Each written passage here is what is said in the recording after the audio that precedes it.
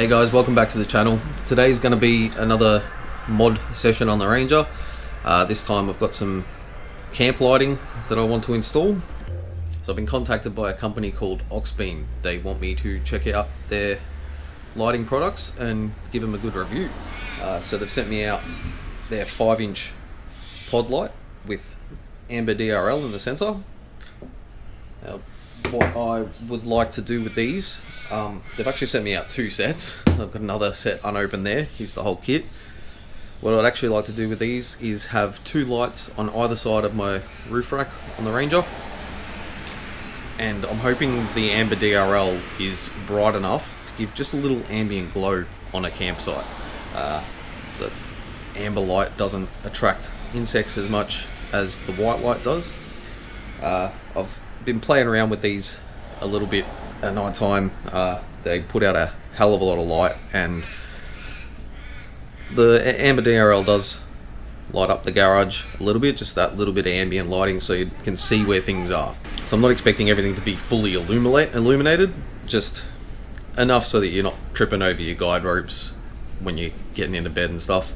And if need be, you can light up the whole campsite like daytime. So this is everything that comes in the kit. So we've got a full wiring loom, connectors for both lights. So there's 2 kits with 2 lights in them each. So you've got 2 connectors on this wiring loom, a relay, and on-off buttons. So I want to minimize the amount of switching involved. So the left turns on the white lights, the right will turn on the amber lights. So in trying to minimize the switching, I want to try and do something where one switch will change the circuit between the white and amber. So basically, if I turn this switch on, I've got white, then if I turn this switch and then turn this switch on, it'll be amber.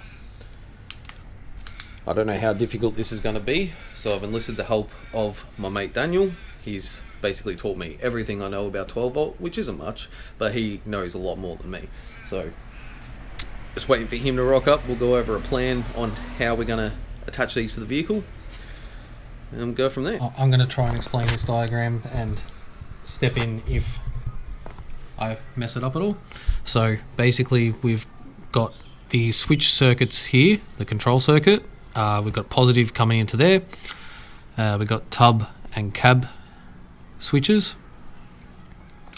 When 4 switches in total, 2 set, so you've got, the ones in the tub, the ones in the cab, and then left and right, respective. Yep.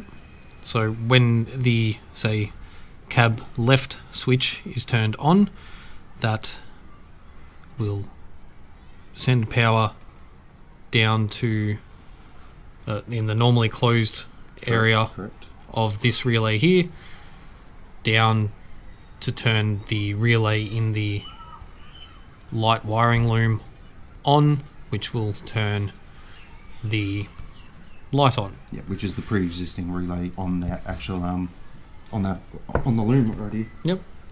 But if we want to change the color from white to amber, which is in a lower power mode, we flick this switch down here, which will turn on this relay, which is over here, and it changes it to the wire going to the amber DRL, which is actually over here, but it's just there for simplification.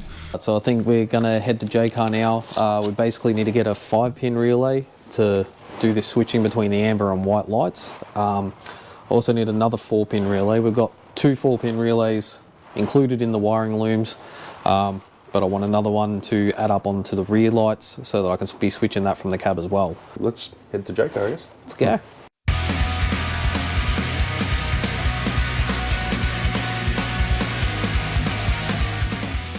Well, it's another day. We're hoping to get it finished off today. So Daniel's been running the wiring loom and extending it so that we can get all the way back to the control box in the back of the tub. In the meantime, I've been putting together this switch panel. I've just used the sunglass holder It was broken in my roof console. So yeah, I've just pulled that out and cut a hole to suit the switch panel. Just got to figure out how to mount that so that it's solid. And I've also made a little rail for all the relays we're going to be using to sit in the control box nice and neatly.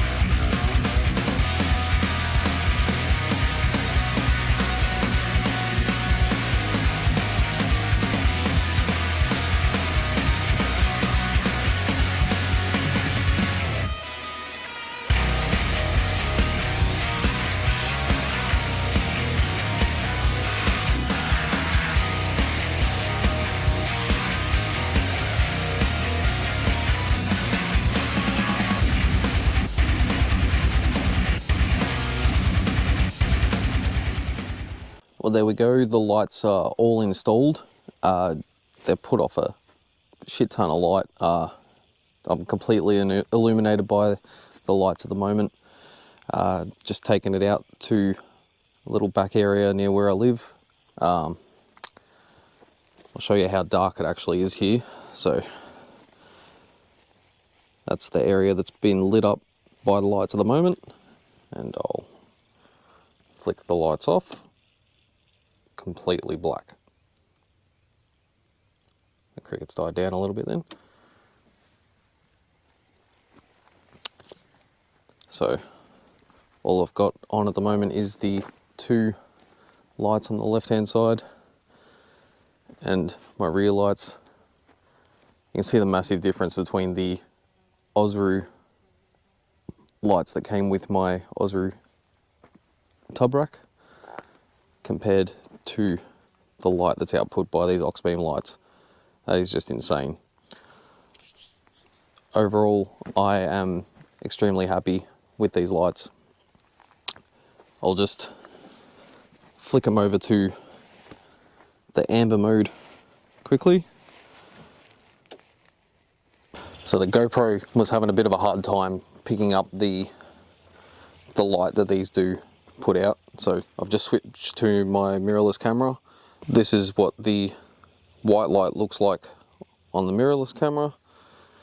And then I'll switch to the amber light while it autofocuses. So just those amber DRLs do put out quite a lot of light. Enough to just see what's going on in your campsite. Not tripping over stuff when the fire's getting low. So this is just a comparison, the Ausru lights that came with the tub rack. They light up pretty nice over there, but they are absolutely nothing compared to how this is lit up. There is a massive difference. You can see the camera trying to autofocus it. Overall, I'm extremely happy with these lights. They're definitely going to do exactly what I want them to do. I'll put a link down in the description, maybe a coupon code to get some money off if you're looking to buy some lights similar.